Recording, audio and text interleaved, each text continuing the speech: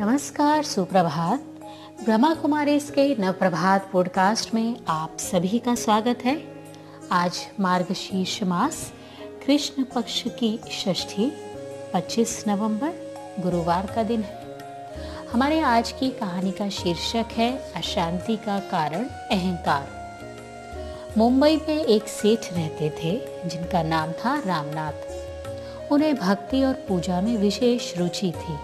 वे समय समय पर किसी न किसी साधु संत इत्यादि को अपने बंगले पर लाया करते ताकि उनका सानिध्य प्राप्त किया जा सके, परंतु इतना धन और भक्ति भावना होने के बावजूद भी वे अशांत रहते थे।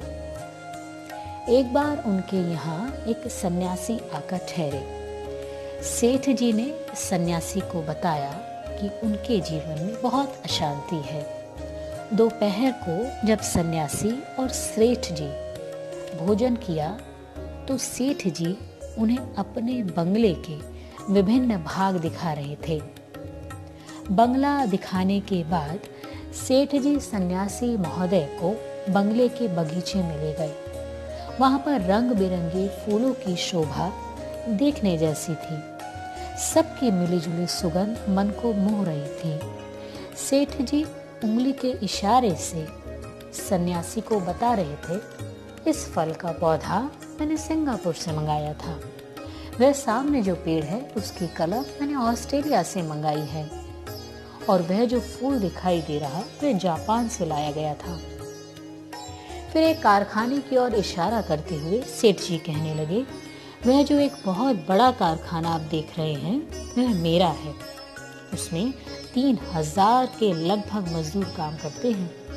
उधर दूसरी ओर जो बहुत बड़ी जमीन दिखाई दे रही है उस पर अभी अभी तीसरा कारखाना बनना शुरू हो रहा है। मेरे पास 4 मोटर गाड़ियां हैं। इस प्रकार सेठ जी बहुत नशे से अपनी संपत्ति का वर्णन करते जा रहे थे। कभी वह अपने गलीचों की बात करते, कभी फर्नीचर की, तो कभी सजावटी सामान और कीमती चित्रों तथा कलाकृतियों की। बात करते समय उनसे कुछ अभिमान के प्रकंपन भी प्रकट हो रहे थे। सन्यासी जी सेठ जी की बातें को सुनकर हूं करते रहे।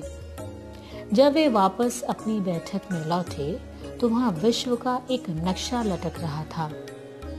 सन्यासी महोदय ने सेठ जी से कहा, सेठ जी इसमें भारत देश कहाँ पर दिखाई पड़ता है? सेठ जी ने चित्र में भारत देश पर उंगली रख दी। सारे विश्व में तो भारत छोटा सा टुकड़ा ही दिखाई देता था। सन्यासी ने फिर पूछा, सेठ जी इसमें मुंबई को कहाँ पर दिखाया गया है? सेठ जी ने नक्शे में मुंबई पर इंगित करते हुए बताया, उसमें तो मुंबई को एक बिंदु के ही रूप में दिखाया गया था। सारे विश्व में तो मुंबई को इतना ही स्थान है। तब सन्यासी ने कहा, सेठ जी इसमें आपका बंगला, आपका बगीचा और कारखाना कहाँ दिखाई दे रहा है? यह सुनकर सेठ जी को लज्जा का अनुभव हुआ, क्योंकि जब मुंबई को ही नक्शे में बिंदु समान दिखाया गया था तो इतने बड़े विश्व में सेठ जी के बंगले और कारखानों को कैसे दिखाया जा सकता था? सेठ जी समझ गए कि सन्यासी ने उनके अभिमान को दूर करने के लिए ही यह बात पूछी है। सेठ जी अब अभिमान को छोड़ने का पुरुषार्थ करने लगे।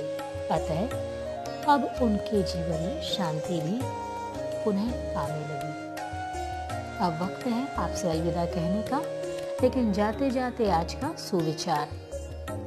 यदि स्वस्थिति शक्तिशाली है तो उसके सामने परिस्थिति शून्य समान है।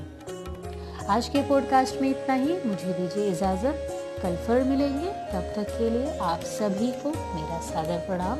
अपना ध्यान रखिएगा। ओम शांति।